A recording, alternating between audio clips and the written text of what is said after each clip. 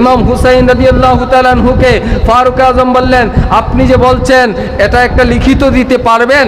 সুবহানাল্লাহ বলেন। লিখিত দিতে পারবেন? লিখিত সার্টিফিকেট দিতে পারবেন? ইমাম হুসাইন বলে, পারবো, অবশ্যই পারবো। ইমাম হুসাইন লিখলেন, আব্দুল্লাহ গোলামের বাচ্চা গোলাম। সুবহানাল্লাহ বলেন। ফারুক আজমের কাছে কাগজটা দেওয়া হলো। ফারুক আজম কাগজটাকে চুমু খালেন, বুকে লাগাইলেন, টুটে লাগাইলেন।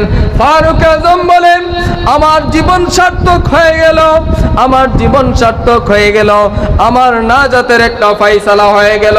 আমি তাম জীবনটা আমার নবী পাকের পাক পাঞ্জাতনের গোলামিতে কাটিয়েছিলাম।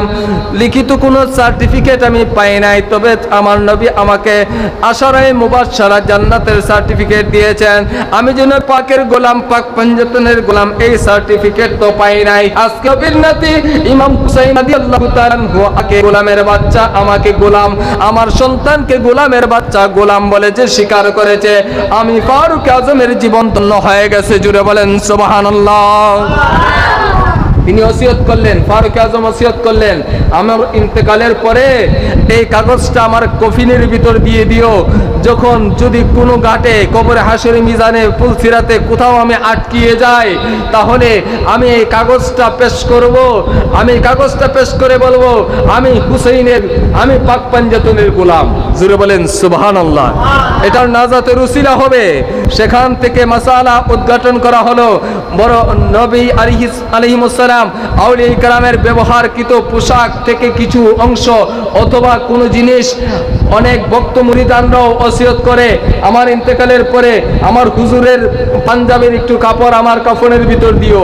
এই ওসিয়তটুকু, এই মাসালা সেখান থেকে ফারুক আজমের জামানা থেকে শুরু হয়েছে। মারহাবা বলেন।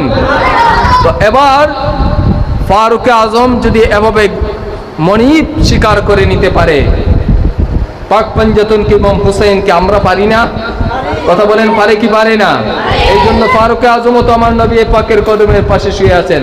আমার ভাইজান হজে গিয়েছেন, দেখছেন না? ফারুক আজম সিদ্দিক একবার আসেননি নবীজির পাশে? আছেন। কেন আছেন? ওনারা পাক পাঞ্জাতন আলাইহিস সালামকে, নবী পাককে, নবী পরিবারকে জানের চাইতে বেশি মহব্বত করেছে। কথা ঠিক না বেঠিক? যা হোক আমার ভাইরা বাবারা, আলোচনা অনেক অনেক লম্বা, অনেক অনেক লম্বা। কারবালার কথা এবং পাক পাঞ্জাতনের কথা, ইমাম হাসান হুসাইন রাদিয়াল্লাহু তাআলা আনহু শান আজমতের কথা বলে শেষ করা সম্ভব না।